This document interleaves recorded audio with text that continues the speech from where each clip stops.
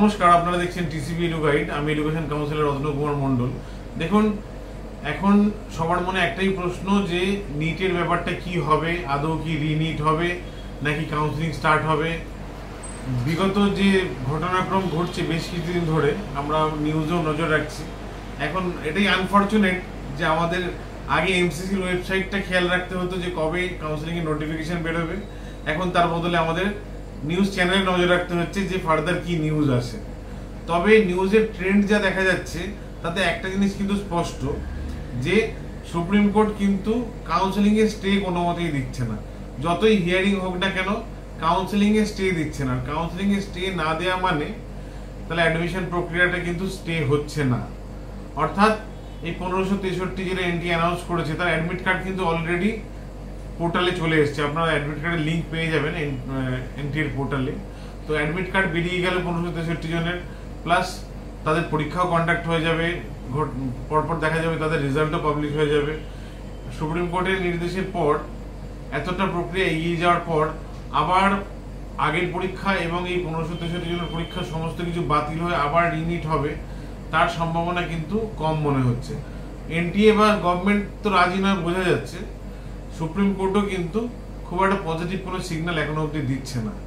এবার যদি আমরা ধরে নিই যে রিনিট না হয় তাহলে কিন্তু কাউন্সিলিং 6 তারিখ দিয়ে স্টার্ট হওয়ার কথা অল ইন্ডিয়া, এবং তার 2-4 দিন পর স্টেটের কাউন্সিলিং শুরু হওয়ার কথা। তার জন্য কিন্তু আমাদের প্রিপারেশন নিয়ে রাখতে হবে। অর্থাৎ যাদের স্টেট কাউন্সিলিং এর জন্য স্টেট কোটা বা গভর্নমেন্ট সিটের জন্য যারা অপেক্ষা করছো তাদের কিন্তু অ্যাটলিস্ট ডোমিসাইলটা বানিয়ে রাখতে হবে এখনকার ডেটে। এটা কিন্তু অ্যাকসেপ্টেবল।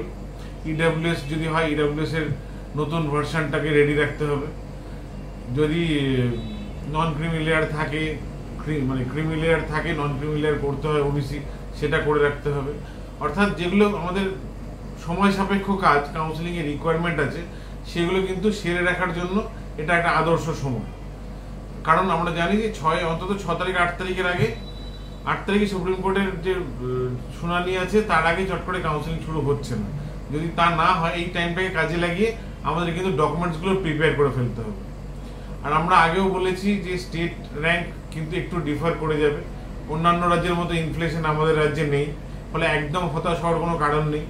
আমরা কিন্তু আগের বারের মতো স্কোরে না হলেও তার থেকে বিরাট কিছু স্কোর পিছিয়ে যাবে না। আমরা কিন্তু সিট কিছু না কিছু পেতে পারি। কি র্যাঙ্কে কিরম সিট পেতে পারি আমরা কিন্তু সবাইকে আইডিয়া দিয়ে চলেছি।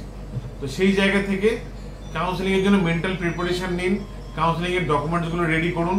এরপর যদি ফার্দার রিনিট হোক যাই হোক না কেন 8 তারিখ আমরা জেনে যাব। কাউন্সিলিং তো আলটিমেটলি আমাদের করতেই হবে, ফলে এই প্রিপারেশনটা বৃথা যাবে না।